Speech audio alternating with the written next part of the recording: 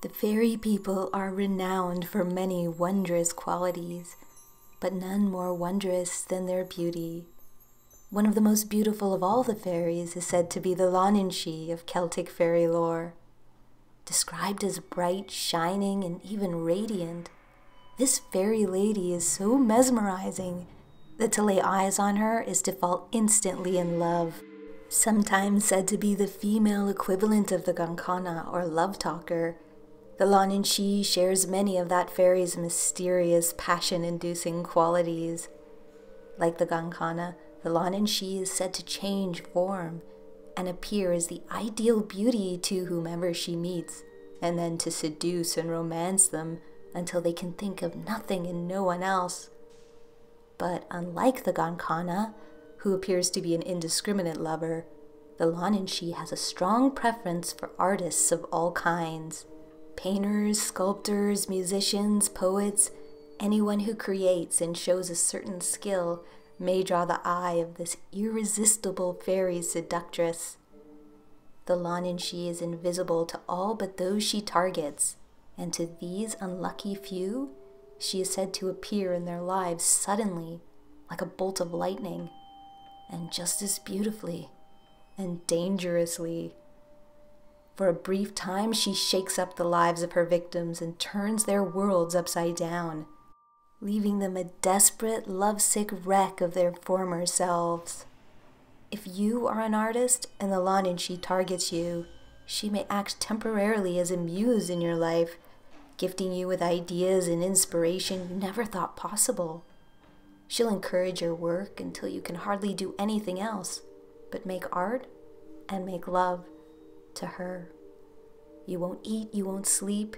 Your life will revolve around only two obsessions: your work and the fairy lady pushing you to create more.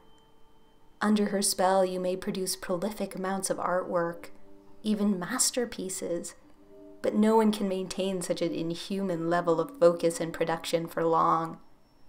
This is why the consequences of even a brief relationship with the Lunantishee are often dire.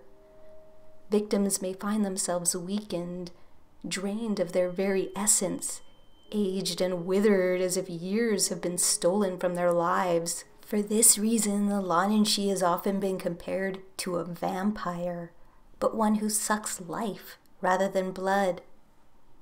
But it may be more accurate to say she sucks time from her victims, forcing a lifetime of artistic work out of them in a matter of months or even weeks, turning them up to hyperspeed, draining years from their lives as she does so.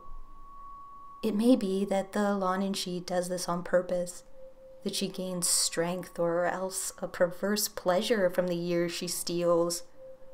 Or it could be that time runs differently for this fairy, and that all those drawn into her orbit exist on her time, racing through their lives at dizzying speeds, in which case she may not even be aware of the harm she causes.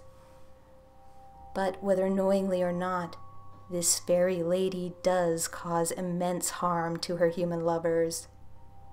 The similarities between the Lunantishee and the Gankana raise interesting questions. It may be that these two are the succubus and incubus of the fairy world, or else that they are victims of the same curse, one that forces them to bounce from lover to lover, never to find true love or be satisfied. Perhaps those too were lovers once, forced apart by a jealous third party who placed this curse upon them. Or perhaps they are one and the same, a single rapacious fairy who appears in masculine form as the Gankana and in feminine form as the Lunantishee. But these are all just speculations. Whatever the case, the stories about this fairy and others like her should be read as warnings that relationships with fairy lovers, no matter their guise, are as dangerous as they are dazzling, and should be approached with caution, or not at all.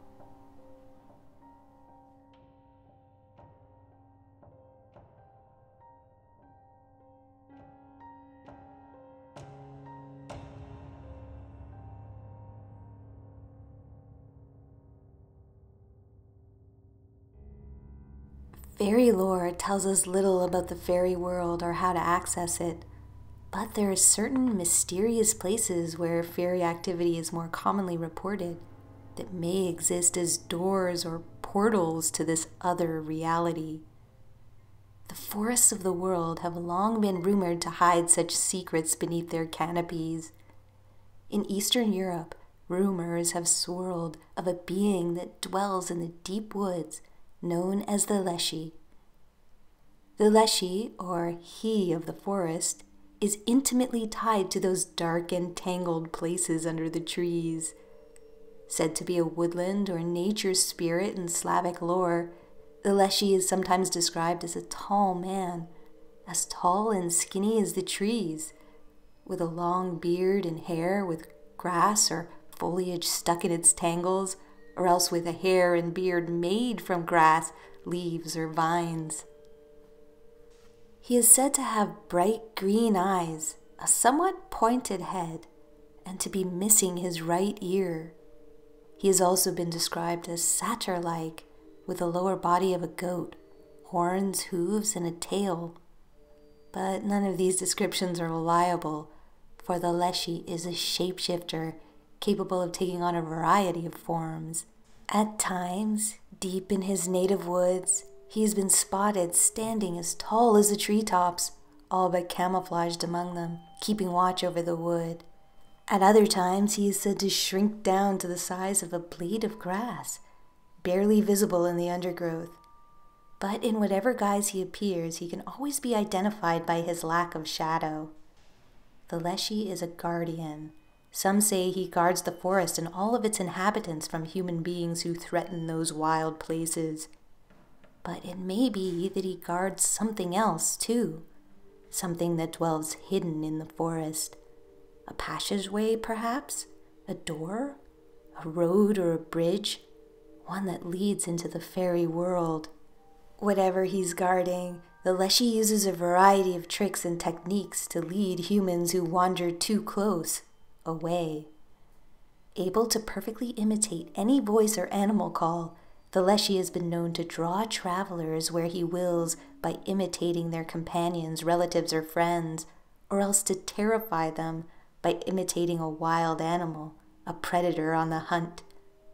Because of this, the Leshy has gained a reputation as a prankster, leading hikers and travelers astray for his own amusement, though he should not be viewed as entirely harmless.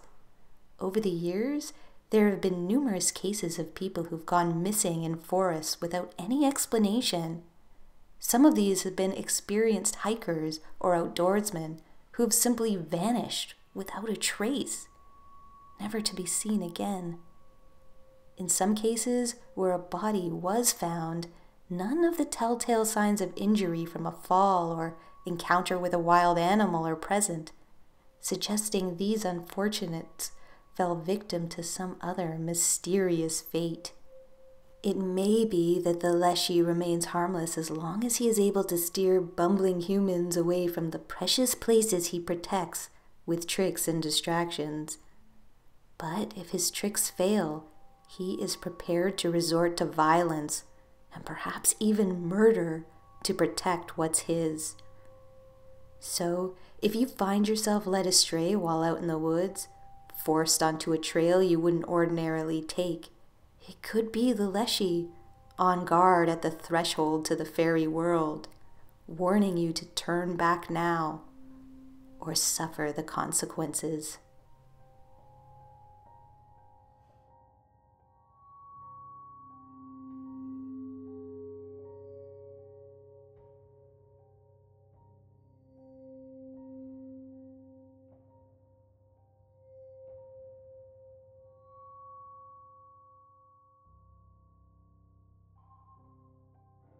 One of the most important lessons to be learned when dealing with the fairy people is that appearances can be deceiving.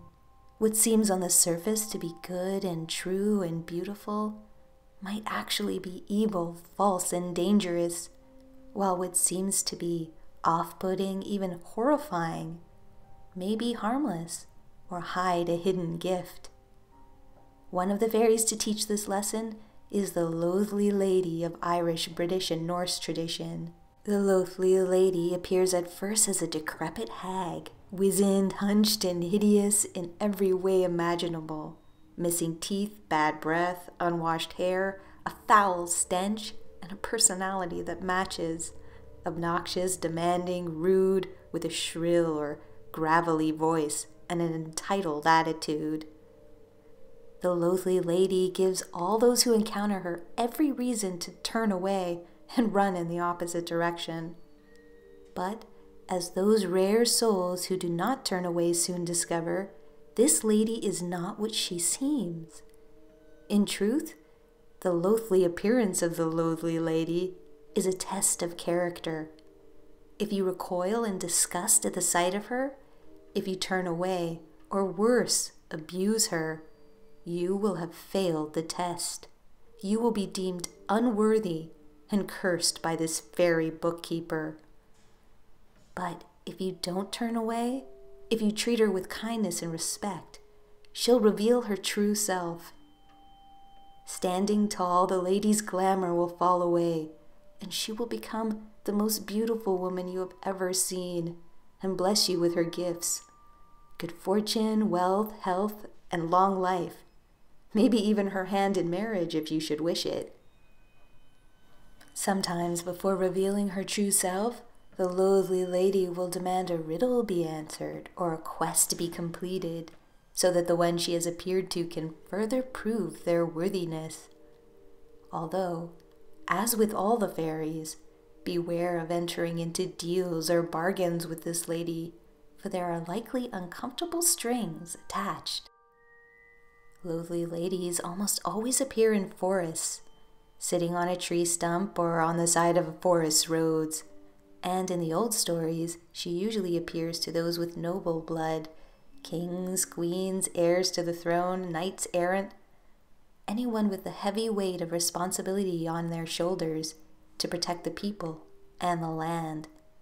Nowadays, the Loathly Lady is more likely to appear to those who act as heroes in their own lives and in their communities, those attempting to change their lives and the lives of those around them for the better. So if the Loathly Lady appears to you, take it as a compliment. You are someone with a great destiny that is meant to be fulfilled.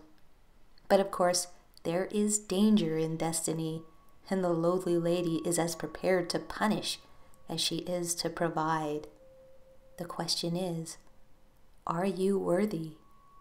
And if not now, will you be worthy if this lady ever appears to you on a forest road?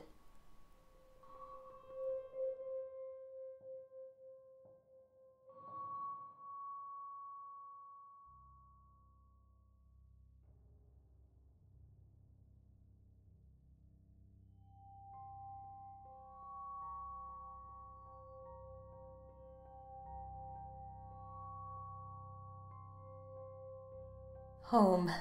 Ideally a place of warmth and comfort where you can curl up by the light of a crackling fire, or these days by the light of a flickering screen. But there are others drawn to that warmth and comfort, intruders from another world who wish to turn your home into theirs. One such other is the Lubber Fiend spoken of in English fairy lore.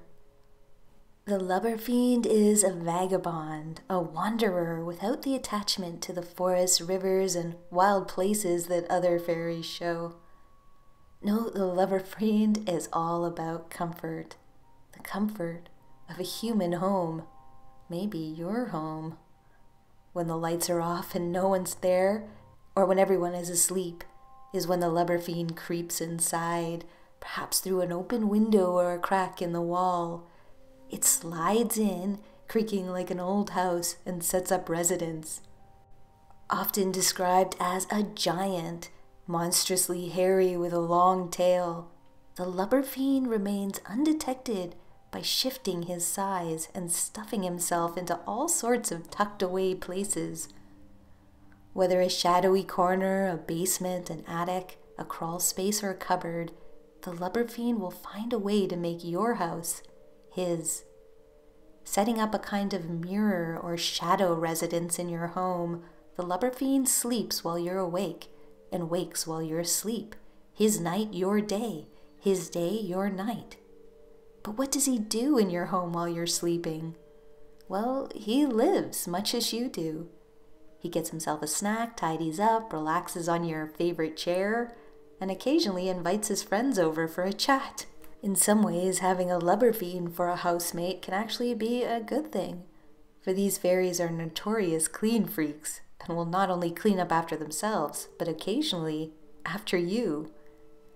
If you've ever wakened to find things more orderly than they were when you went to bed, dishes done, floor clean, shelves dusted, you might be sharing a space with a Lubber Fiend. Other signs include hearing voices chattering away at night, shadowy forms, usually giant, seen out of the corner of your eye, or a sense of never being quite alone, even when you know you are. Some say Lubber Fiends were once familiars to witches, or servants or attendants to more powerful fairies, for good or for ill, in the fairy world, but that their time of service ran out, and in retirement they seek only the comfort of a human home, in part because it's so isolated from the plots and intrigues they were once involved in. But the Lubber Fiend shouldn't be thought of as merely an unseen and occasionally helpful retiree. For one thing, there's always the threat that whatever the Lubber Fiend has retired from will come looking for it in your home.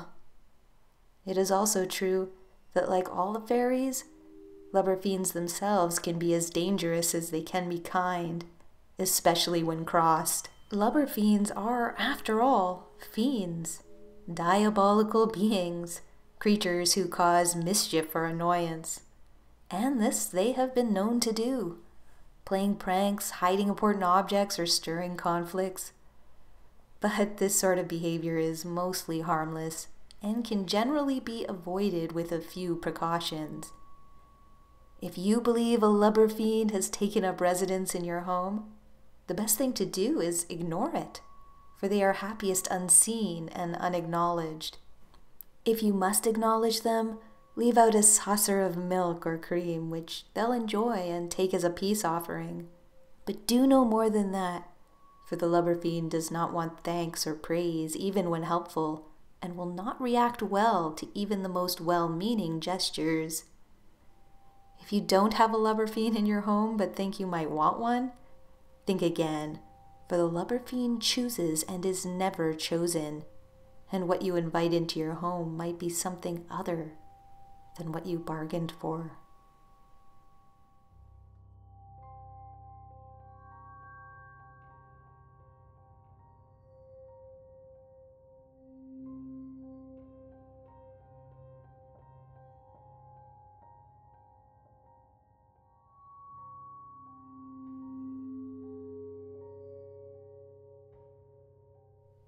There's something magical, something otherworldly about the blackthorn. At times a tree, at times a bush. In the spring it blossoms in a halo of delicate white flowers. In the summer, plump purple-blue berries called sloes hang from its stems like stars. And beyond these enchanting ornaments, dark, twisted branches hold the threat of savage thorns. It is no wonder, then, that the blackthorn is said to be tied to the fairy people. In Ireland, a particular type of fairy is rumored to hold dominion over the blackthorn. This fairy is called the Lunantishee. Whispers, rumors about this fairy have circulated for years across the Irish countryside, where old adages warn against disturbing the blackthorn. The Lunantishee are said to be a tribe or a clan of fairies, its members rarely if ever seen. Witnesses have described them as similar in appearance, short and stout with aged, wizened faces that call to mind the blackthorn and allow them to camouflage easily amongst its branches. The blackthorn is sacred somehow to the Lunantishee, who protect it vociferously, and more so at certain times of the year. May 11th, the original May Day, and November 11th, the old date for All Hallows Eve, are days when these fairies are known to be particularly active. If you cut a blackthorn on either of these days, or even accidentally break off a stem, you may find yourself marked by this fairy tribe for a terrible revenge. Injuries that do not heal, sicknesses that linger on for months or even years, and spiraling bad luck are just some of the punishment these fairies are known to mete out. For particularly grievous offenses, the Lunantishee may even deliver a sentence of death. Though, mysteriously, at other times of year these fairies appear to be dormant.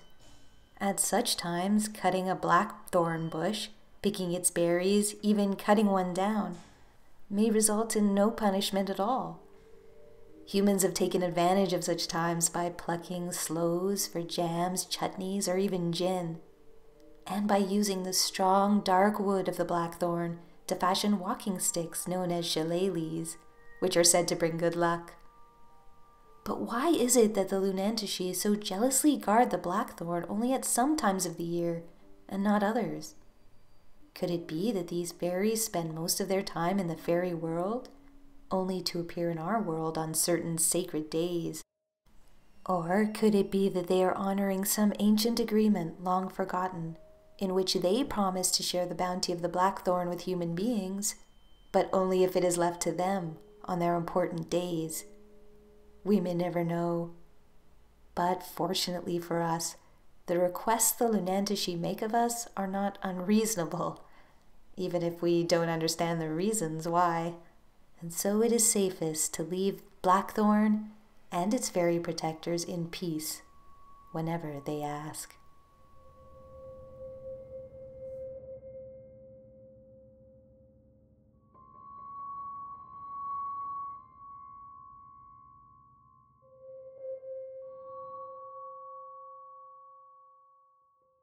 The battlefield is a chaotic place around which stories and superstitions whirl like carrion crows. Most of us have the good fortune of never having experienced such a place. But there is one fairy out of Scottish lore that brings the battlefield and its dangers with him wherever he goes. This fairy is called the Ly Erg. The Ly Erg is an incredibly dangerous fairy, a murderer who kills by challenging his victims to a fight. He appears as a human man, a soldier fresh from war, with a hardened, battle-scarred face and blank, dead eyes. Those eyes, deeply set, are said to chill whoever they fall on, and so they should, for whoever locks eyes with the Ly Erg is sure to be his next target. The Ly Erg is known to emerge out of mists, wandering along empty roads, or to stand stark still in open fields. He can be recognized and distinguished from human soldiers by his right hand, which is always and perpetually stained with blood. For this reason, some have theorized that the Ly Erg is a kind of redcap, a fairy said to stain its hat with the blood of its victims. The Ly Erg does not stain his hat, but his hand. If scientists could do a DNA test on that hand, they might find the blood of dozens or perhaps hundreds of victims. We know very little about why the Ly Erg kills or how he chooses his victims, but we do know how he marks them for death. All those who agree to fight the Ly Erg will die, regardless of whether or not they win that fight. The fight is not the point for this homicidal fairy. The fight is rather a mark or kiss of death. The second a hot-headed human puts up his fists to a Ly Erg is the same second the clock starts ticking down on his life. 14 days, 2 weeks is the maximum amount of time anyone can survive after they agree to fight a Ly Erg. Not a single person who has fought one has lived beyond that time period. The manner in which victims die if they don't die fighting the Ly Erg seems to vary wildly. It could be an accident, a fall, a heart attack, or any number of unusual incidents. The result always being the same. Stories have circulated of soldiers who survived against impossible odds in actual wars, only to return home and die after some freak event. Could it be possible that these soldiers encountered a Ly Erg somewhere in their travels? Perhaps, but don't get too comfortable if you've never joined an army. Soldiers are not the Ly Erg's sole or even primary target. Anyone this fairy can goad into a fight is fair game, which is why the Ly Erg may appear in places where fights are more likely. Bars, taverns, parties, protests, or riots, anywhere emotions are high and clear thinking is low. But fortunately, there is a way to survive an encounter with a Ly Erg. If you simply refuse to fight him, he will allow you to live. This suggests that the Ly Erg isn't merely a psychopathic killer, but that there is method in his murders, a kind of ethical code he is upholding, or some ritual he is living out. Perhaps his targets are not random at all, but chosen for a reason. If a human crosses an important fairy in some way, perhaps it sends the Ly Erg as a final judge, jury, and executioner. Pass the test and you live. Fail the test and... But no one knows this for certain. Whatever the case, tales of this fairy should be a warning to the hot-headed among us to learn to better control their emotions. Because the Ly Erg is out there, waiting for an opportunity to take you down forever. Don't give it to him.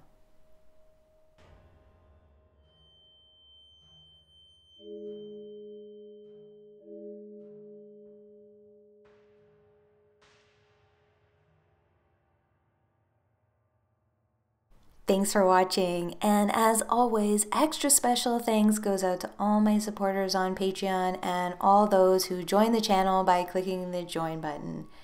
You guys are the best, and I just want to thank you so much for supporting the channel and just all of the wonderful comments you guys give me and the support you're giving this work, because I know it's an unusual topic and not everyone appreciates it, so that extra time that you guys take to support it just really means the world to me, and it's just so encouraging.